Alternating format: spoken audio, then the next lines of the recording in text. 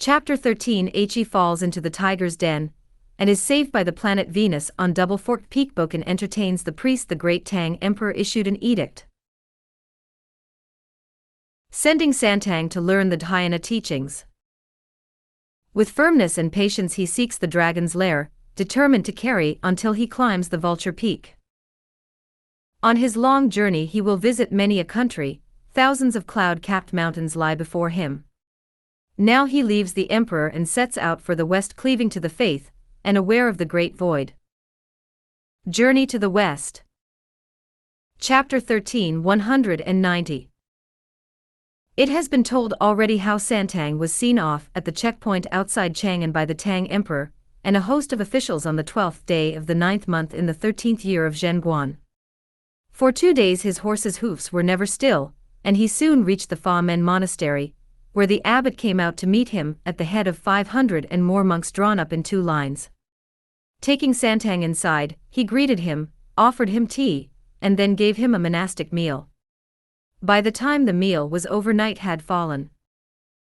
As it approached the Milky Way, the moon was free from any dust. The wild goose called to the distant traveler, while washing boards could be heard by neighbors. Roosting birds perch in the withered trees. The dhyana monks chant Sanskrit music. On their seats with hassocks of rushes, they sit until the middle of the night. In the lamplight the monks were discussing the true teachings of the Buddhist faith, and the reasons for going to the western heaven to fetch the scriptures. Some said that there would be wide rivers and high mountains to cross, some that there would be many a tiger and leopard along the way, some that the lofty ranges and cliffs would be hard to cross, and some that there would be evil demons and foul fiends difficult to subdue. Santang kept his lips sealed. He said nothing, only pointing to his heart and nodding occasionally. The monks, unable to understand what he meant, put their hands together and asked, "Why do you point to your heart and nod your head, master?" "When the heart and mind live," Santang replied, "every kind of evil lives, but when they are extinguished, evil is extinguished too. I made a great vow to the Buddha in the Huazheng monastery, that if I failed to achieve this mission it would not be for lack of trying. I am determined to reach the western heaven, where I may see the Buddha and ask for the scriptures, so that the wheel of the law may revolve, and our sage emperor enjoy eternal security." On hearing his words the monks all expressed their admiration, saying as if with one voice, "What a loyal and brave hierarch." With praises still on their lips they invited the master to go to bed, and wished him a peaceful night's sleep. Journey to the West. Chapter 13. 191. Before long the bamboo clappers were sounding for the setting moon, while the cocks greeted the dawn with their crowing. The monks all got up and prepared tea and breakfast. Santang put on his cassock and went to worship the Buddha in the main hall. "Your disciple Chen Santang," he said, "is going to the western heaven to fetch the scriptures, but my fleshly eye is too dim to see the true image of the living Buddha. I now vow that whenever I come across a temple on my journey I shall burn incense, whenever I see a Buddha's image I shall worship it, and whenever I pass a stupa I shall sweep it. My only wish is that Buddha in his mercy will soon appear to me in his golden body, and give me the true scriptures to take back and propagate in the land of the East." When he had prayed he went back to the abbot's room for breakfast. After breakfast his 2 attendants saddled the horse and set off at a good pace. At the gate of the monastery Santang took his leave of the monks, who were so unwilling to be parted from him that they accompanied him for some 3 miles before turning back with tears in their eyes, while Santang carried on westwards. It was autumn weather. Leafless the village trees and fallen the reed flowers. The red leaves had dropped from maple and willow. The way was foggy and damp, and few were the friends that he met. Beautiful the yellow chrysanthemums. Delicate the mountain spurs. Sad to see the lotus withered now the water was cold. White duckweed and red smartweed were turned to snow by the frost. Solitary ducks coming down from the clouds, dropping from the sky. Where pale and wispy clouds were scudding, the swallows had departed. The migrant geese were here, and their honking shattered the night. When the master and his attendants had been traveling for several days, they reached the city of Guangzhou, where all the local officials were waiting to greet them and take them into the city. After a night's rest, they set out again the next morning. They ate when they were hungry and drank when they were thirsty, traveling by day and stopping at night. 2 or 3 days later, they reached the garrison city of Hezhu, which was on the frontier of the Great Tang Empire. The garrison commander and the local Buddhist monks and priests had all heard that the master of the law, the imperial younger brother, was going to the west on His Majesty's orders to see the Buddha, so they were all very respectful. The director of monks took him into the city. Journey to the West. Chapter 13, 192. Provided him with all he needed, and invited him spend the night in the Fuyuan monastery. All the monks of the monastery came to pay their respects to him, and when he had finished the meal they prepared for him, he told his attendants to give the horse a good feed, as they would be setting out before dawn. As soon as the cocks started to crow, he called for his attendants, thus disturbing the monks, who brought him tea and food. When he had eaten, he crossed the frontier. In his impatience, Santang had got up too soon. As it was late autumn, the cocks had crowed very early, and it was still only about 2 in the morning. The 3 of them, 4, including the horse, covered about a dozen miles through the frost, finding their way by the light of the moon, until they saw a large mountain in front of them. They had to push the undergrowth aside as they looked for their way, and the going was indescribably rough and difficult. Just when they were wondering whether they were lost, all 3 of them, and the horse stumbled and fell into a pit. Santang was thrown into a panic, and his attendants were trembling with fear, when to add their terror they heard roars coming from further inside and loud shouts of "Get 'em! Get 'em!" With a ferocious blast of wind, a crowd of 50 or 60 fiends fell upon them and dragged them out. When the shivering and shaking master of the law took a stealthy look, he saw a thoroughly evil demon king sitting above them. Truly he was mighty of stature, ferocious of face. His eyes flashed like lightning, his thunderous voice shook the 4 quarters. Protruding, saw-edged teeth, bared fangs like chisels. His body was clad in brocade, and his back was covered with its patterns. A beard of steel concealing his face, hooked claws sharp as frost, the white-browed king of the southern mountain, feared by the yellow lord of the eastern sea. Journey to the West. Chapter 13, 193. The sight of him frightened Santang out of his wits, and made his 2 attendants feel their bones turn to jelly and their muscles go numb. When the demon king roared out an order to tie them up, the fiends bound them with rope. He was just on the point of devouring them when a great noise was heard outside, and the arrival of Mountain Lord Bear and Hermit Ox was announced. Santang looked up and saw that one of them was a dark fellow. Can you imagine what he looked like? A hero of great courage, light and strong in body, powerful in crossing rivers, showing his awesome might as he runs through the woods. Always blessed with lucky dreams, he now revealed his unique valor. He could uproot and snap a green tree, and when he left cold he could change the weather. Clearly he shows his miraculous powers, for which he is known as the Mountain Lord. Behind him Santang saw a fat man. Do you know what he looked like? A hat with 2 towering horns, his shoulders squarely set. He liked to wear dull-colored clothes, and his pace was always sluggish. His male ancestors were called Bull, his mother was known as Cow. As he could work for farmers, his name was Hermit Ox. Journey to the West. Chapter 13, 194. When these 2 came swaggering in, the demon king rushed out to greet them. General Yin, said Mountain Lord Bear, I must congratulate you, you're always so successful. General Yin, said Hermit Ox, my felicitations on being ever victorious. How have things been with you 2 gentlemen recently? Asked the Demon King. Much as usual, replied Mountain Lord. I get by, answered the hermit. These preliminaries over, the 3 of them sat down to laugh and joke together. Santang's 2 attendants meanwhile were howling pitifully in their bonds. How did those 3 get here? Asked the dark fellow. They delivered themselves to the front door, the Demon King replied. Will you be serving them to your friends? Asked the hermit with a smile. I should be honored to, answered the Demon King. We won't need them all, remarked the Mountain Lord. We could eat two and keep the third. With an awe of obedience, the Demon King told his servants to cut open the two attendants, scoop their hearts out, and chop their bodies into mince. He presented the heads, hearts, and livers to his two guests, eating the limbs himself and dividing the rest of the flesh and bones among the fiends. All that could be heard was a crunching and a munching that sounded just like tigers devouring lambs, and in a few moments it had all been eaten up. Santang was almost dead with fright, yet this was only his first tribulation, coming so soon after leaving Chang'an.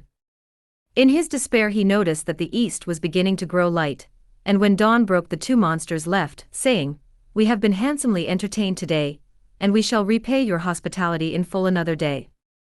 With that they both rushed out.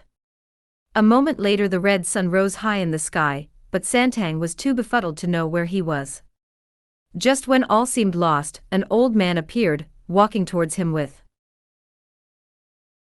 the help of a stick. He came up to Santang, broke all his bonds with a wave of his hand, and revived him by blowing into his face. Santang fell to his knees and bowed low to him, saying, Thank you, venerable ancient, for saving my humble life. The old man returned his bow and said, Get up. Have you lost anything? My attendants have been eaten by monsters, and I don't know where my baggage or my horse is, replied Santang. The old man pointed with his stick and asked, Isn't that a horse with two baggage rolls over there? When Santang turned round he saw that his things had not been lost after all, which somewhat relieved his anxiety. Venerable sir, he asked, what is this place, and how did you get here? This is the double-forked mountain, where tigers and leopards make their dens. How did you fall in here? Journey to the West. Chapter 13, 195. I crossed the frontier at the garrison city of Hezhu at cockcrow, not realizing that I had got up too early, replied Santang. Just as we were making our way through frost and dew we suddenly fell into this pit. A dreadfully ferocious demon king appeared, and had me and my attendants tied up. Then a dark fellow called Mountain Lord Bear, and a fat one called Hermit Ox came in, and they addressed the demon king as General Yin. The three of them ate up my two attendants, and their party only ended at dawn. I cannot imagine why I should have been fated with the good fortune of you coming to rescue me, venerable sir. The hermit is a wild bull spirit, the mountain lord is a bear spirit, and General Yin is a tiger spirit, the old man replied. The fiends who serve him are mountain spirits, tree devils, monsters, and wolves. The reason they did not eat you was because your fundamental nature is enlightened. Come with me and I'll show you the way. Overcome with gratitude, Santang put the packs on his horse and led it by the bridle as he followed the old man out of the pit and on to the main road. Tying the horse to a bush beside the road, he turned round to bow low to the old man and thank him, but the old man changed into a puff of wind and rose into the sky on the back of a red-crested white crane. All that could be seen was a piece of paper drifting down in the wind with 4 lines of verse written on it. I am the planet Venus of the western heaven, who came to save your life. In the journey ahead you will have divine disciples, do not in your troubles feel angry with the scriptures. When he had read this, Santang worshipped heaven and said, Many thanks, planet, for delivering me from this danger. This done, he continued on his difficult journey, feeling very lonely as he led his horse along. On this mountain there were cold rains and winds howling in the trees, streams splashing noisily down gullies, fragrant wild flowers, screens of rocks and boulders. Deer and ape made raucous howls, roebuck and muntjac ran in herds. Many were the songs of birds. But there was no trace of man. The Abbot. Journey to the West. Chapter 13, 196. Was trembling and uneasy, his horse could barely lift its hoofs. Santang did not spare himself as he pressed ahead amid the mountain peaks. He had been going for many hours without seeing any sign of a human house. He was hungry and finding the going heavy. Just at this critical moment he saw in front of him a pair of ferocious tigers roaring, while two long snakes were coiled up behind him. To his left were venomous reptiles, and to his right were terrible monsters. Being by himself and unable to think of a way out, Santang prepared to abandon his mind and body, and let heaven do as it would. Besides, the horse's back was now so tired and its legs so bent that it fell to its knees on the ground and collapsed. Santang could not move it, either by blows or by dragging at its bridle. The poor master of the law, who had nowhere to shelter, was feeling thoroughly wretched, convinced that nothing could save him from death. But when his troubles were at their worst, someone came to his rescue. Just when all seemed lost, he saw the venomous reptiles and the evil monsters flee, while the tigers and the snakes hid themselves. Santang looked up and saw a man coming across the hillside with a steel trident in his hand, and bow and arrows at his waist. Just look and see what a fine chap he was. On his head a leopard skin hat with artemisia patterns, on his body a coat of woolen cloth. Round his waist was tied a lion belt, on his feet a pair of deerskin boots. His eyes were as round as an evil spirit's, his curly beard was like the evil god of the moons. From his waist hung a bow with poisoned arrows, and in his hand was a steel-tipped trident. The thunder of his voice would make a wild beast tremble, and his ferocity terrified the pheasants. Journey to the West. Chapter 13, 197. Seeing him approach, Santang knelt down beside the path, put his hands together, and shouted at the top of his voice, "Spare me, bandit king, spare me." The man went over to him, put down his trident, and raised him to his feet. "Don't be frightened, venerable monk," he said, "I'm not a bad man, I'm a hunter who lives in these mountains. My name is Lubokin and I am known as the Warden of the Mountain. I came along here because I wanted a couple of animals for the pot. I never expected to meet you here, I must have offended you. I am a monk sent by the Emperor of the Great Tang to visit the Buddha in the Western Heaven and ask for the scriptures," Santang replied. "I had just got here when I found myself completely surrounded by wolves, tigers, snakes and other creatures, which meant that I could go no further. Then suddenly you appeared, High Warden, and saved my life. Thank you very much indeed." "Those of us who live here," replied Lubokin, "can only support ourselves by killing tigers and wolves, and catching snakes and other reptiles, which is why all those animals fled in terror from me. As you are from the Tang Empire, we are compatriots. This is still the territory of the Great Tang, and I am a Tang citizen. Both of us depend on the Emperor's lands and rivers for our food and drink, and we are fellow countrymen, so there is nothing to fear. You must come with me to my hut, and your horse can rest. I'll take you on your way tomorrow." Santang, who was delighted to hear this, thanked him, and went along behind him, leading the horse. When they had crossed the mountainside they heard a sound like the howling of a wind. "Sit down here and don't move, venerable monk," said Bokin. "That noise like a wind means that a mountain cat is coming. Just wait a moment while I catch it, then I can take it home to feed you with." This news so terrified Santang that he dared not move. The High Warden was striding forward, brandishing his trident, to meet the animal, when a striped tiger appeared in front of him. At the sight of Lubokin the animal turned to flee, but the High Warden let out a thunderclap of a shout, "Where do you think you're going, wretch?" When the tiger realized that Lubokin was in hot pursuit, it turned and charged him, baring its claws. The High Warden raised his trident to meet his opponent. At the sight of all this Santang collapsed on the grass, paralyzed with fear. Never had he seen anything so terrifying in all his born days. The tiger and the High Warden fought a magnificent battle. Under the mountain. Bursting with anger.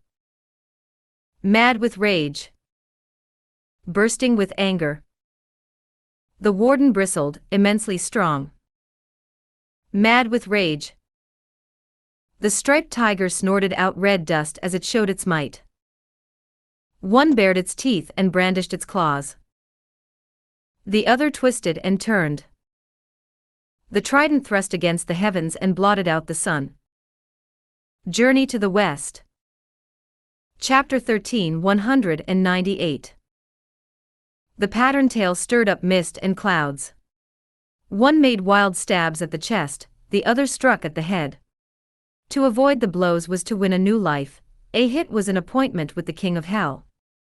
All that could be heard was the tiger bellowing, and the high warden shouting. When the tiger bellowed, mountains and rivers split open, to the terror of birds and beasts. At the high warden's shouts, the sky was parted and the stars revealed. The tiger's golden eyes were bulging with fury, the hunter's valiant heart was full of wrath. How admirable was High Warden Lu of the mountain, how splendid the lord of the beasts of the land. As man and tiger fought for victory, whoever weakened would lose his life.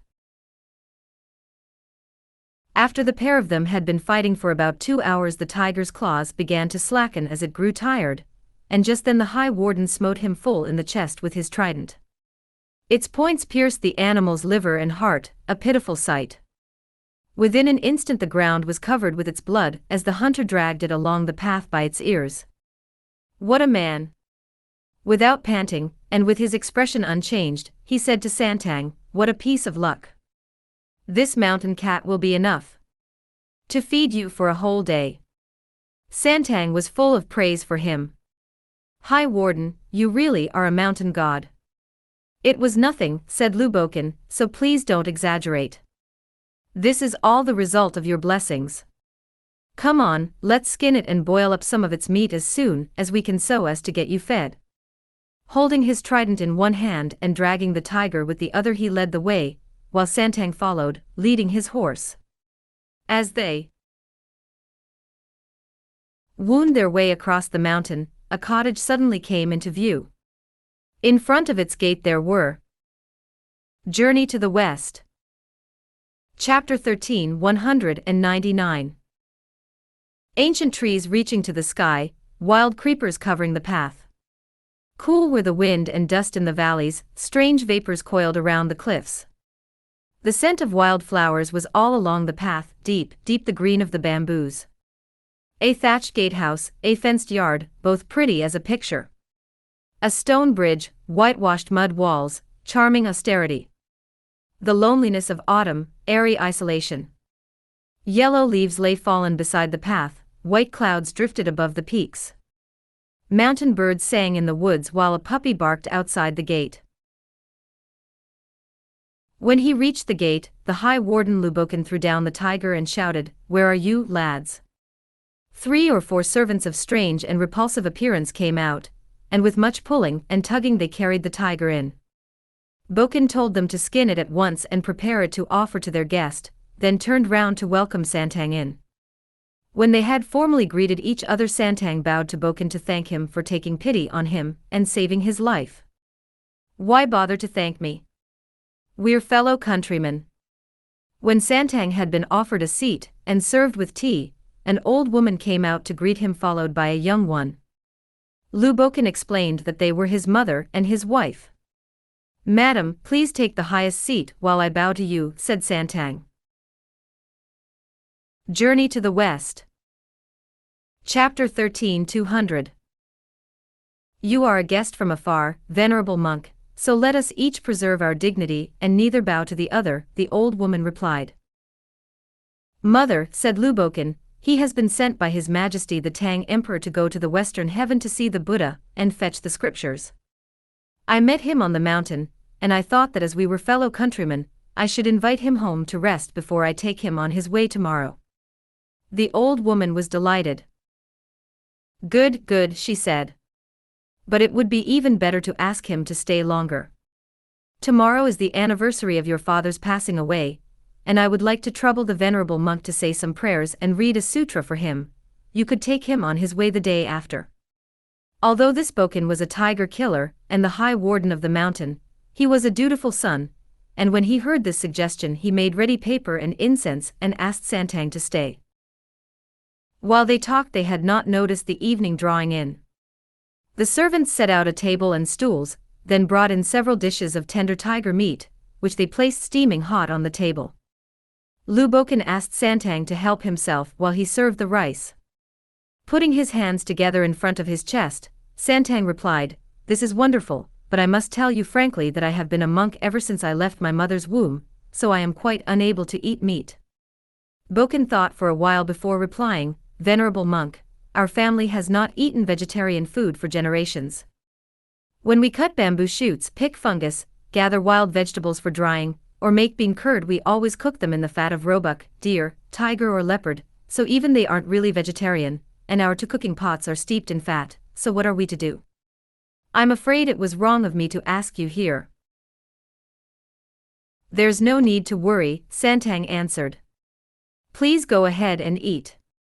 I'd go without food for 4 or 5 days, or even starve, rather than break the monastic rule about vegetarian food." "But we can't have you starving to death," protested Lubokan. "Thanks to your great kindness, High Warden, I was saved from the packs of tigers and wolves. Even if I were to starve to death, it would be better than providing a meal for tigers." Lubokan's mother, who had been listening to their conversation, said, "Don't talk nonsense, son. I've got some vegetarian things that we can offer to him." "Where did you get them from?" Lubokan asked, to which mother replied, "Never you mind how, but I've got them." She told her daughter-in-law to take down the little cooking pot, burn the fat out of it, scrub it, and wash it several times over, then put it back on the stove. Then they half filled it with boiling water that they threw away. Next she poured boiling water on mountain elm leaves to make tea, boiled up some millet, and cooked some dried vegetables.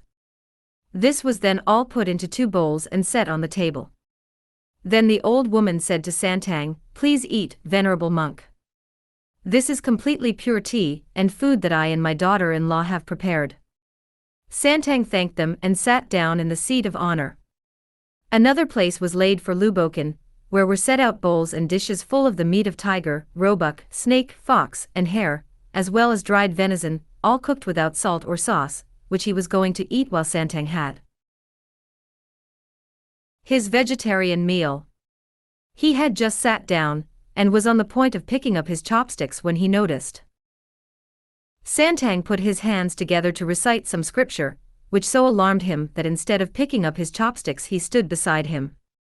When Santang had recited a few lines he urged Bokan to eat. "Are you a short sutra monk then?" Bokan asked. "That wasn't a sutra, it was a grace before eating." Journey to the West. Chapter 13 201. You get up to all sorts of tricks. "Fancy reciting sutras at mealtimes," was Bokan's comment. When the meal was over and the dishes had been cleared away, Lubokan invited Santang out into the gathering darkness for a stroll at the back. They went along an alley and came to a thatched hut. On pushing the door open and going in, Santang saw bows and crossbows hanging on the walls and quivers filled with arrows.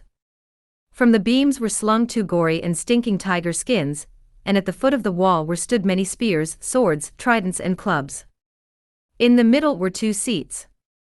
Lubokan urged Santang to sit down, but Santang could not bear to stay there long among the horrifying filth, and so he went outside. Going further to the back they came to a large garden full of clumps of yellow chrysanthemums and red maple trees. Then with a whinnying noise about a dozen plump deer, and a large herd of roebuck ran out. They were docile and unfrightened on seeing humans. "Were those roebuck and deer raised by you?" asked Santang. "Yes," replied Bokan. "When you Changan people have some money you buy valuables, and when you have land you accumulate grain, but we hunters can only keep a few wild animals for a rainy day." Dusk had fallen unnoticed as the 2 of them talked, and now they went back to the house to sleep. Early the next morning the whole family, young and old, got up and prepared vegetarian food for the monk, and then they asked him to start reciting sutras. Santang washed his hands, went to the family shrine of the High Warden, burned incense there, and worshipped, then beat his wooden fish, as he recited first a prayer to purify his mouth, then a holy spell to purify his body and mind, and finally the sutra to deliver the dead. When he had finished, Bokan asked him to write out a letter of introduction for the dead man, and also recite the Diamond Sutra, and the Guanyin Sutra. Santang recited them in a loud, clear voice and then ate lunch, after which he read out the several chapters of the Lotus Sutra, the Amitabha Sutra, as well as one chapter of the Peacock Sutra, and told the story of the cleansing of the bhikshu. By now it was dark, and when they had burned all kinds of incense, paper money, and paper horses for all the gods, and the letter of introduction for the dead man, the service was over and everyone went to bed and slept soundly. The soul of Boken's father, now delivered from being a drowned ghost, came to the house that night, and appeared in a dream to everyone in the family. I suffered long in the underworld, unable to find deliverance, he said, but now that the saintly monk has wiped out my sins by reading some scriptures, King Yama has had me sent back to the rich land of China to be reborn in an important family. You must reward him generously, and no half measures. Now I'm going. Indeed. Great is the significance of the majestic law that saves the dead from suffering and the morass. When they all awoke from their dreams, the sun had already risen in the east. Boken's wife said, "Warden, your father came to me in a dream last night. He said that he had suffered long in the underworld, and couldn't find deliverance. Now that the saintly monk has wiped out his sins by reading some scriptures, King Yama has had him sent back to the rich land of China to be reborn in an important family. He told us to thank him generously, and no half measures." When he'd said this he went out through the door and drifted away. He didn't answer when I called, and I couldn't make him stay. Then I woke up and realized that it was a dream. Journey to the West. Chapter 13 202. I had a dream just like yours, replied Lu Boken. Let's go and tell mother about it. As they were on the point of doing this they heard his mother shout, "Come here, Boken my son. There's something I want to tell you." The two of them went into her to find the old woman sitting on the bed. "My child, I had a happy dream last night. Your father came home and said that thanks to his salvation by the venerable monk, his sins have been wiped out, and he has gone to be reborn in an important family in the rich land of China." Husband and wife laughed for joy and her son said, "I and my wife both had this dream, and we were just coming to tell you when you called to us. So now it turns out that you it too." They told everyone in the house to get up to thank Santang, and get his horse loaded and ready. They all bowed to him and he said, "Many thanks, venerable monk, for recommending my father for delivery from his sufferings and for rebirth. We can never repay this debt of gratitude." "What powers have I that you should thank me?" replied Santang. Boken told him about what the three of them had been told in their dreams, and Santang was happy too. Then they gave him his breakfast and an ounce of silver as an expression of their thanks, but he would not take a single penny of it, although the whole family begged and beseeched him to do so. "If in your mercy you could escort me for the next stage of my journey, I would be deeply touched," he said. All that Boken, his mother, and his wife could do then was to prepare some scones of coarse wheaten flour as his provisions, and make sure that Boken escorted him a long way. Santang gladly accepted the food. On his mother's orders the High Warden told 2 or 3 servants to bring hunting gear, as they set off together along the road. They saw no end of wild mountain scenery. When they had been traveling for some time they saw a mountain in front of them, a high and precipitous one that towered right up to the azure sky. Before long they had reached its base. The High Warden climbed it as if he were walking on level ground, and when they were halfway over it he turned round, stood beside the path and said, "Venerable monk, I must ask you to take yourself on from here. I have to go back." On hearing this Santang tumbled out of his saddle to say, "Please, please, take me another stage, High Warden." "You don't seem to know that this is called Double Boundary Mountain," said the High Warden. "The eastern part belongs to our great Tang, but the western parts is Tatar territory. The tigers and wolves on that side are not subject to my control, which is why I can't cross the boundary. You must go on by yourself." The monk was so alarmed to hear this that he waved his arms around and grabbed hold of the hunter's clothes and sleeves, weeping and refusing to let him go. When at last Santang was bowing repeatedly to the hunter to take his leave, A shout like thunder came from under the mountain, "My master's come, my master's come." Santang stood frozen with fear at the sound of it, and Boken had to hold him up. If you don't know who it was who shouted, listen to the explanation in the next installment.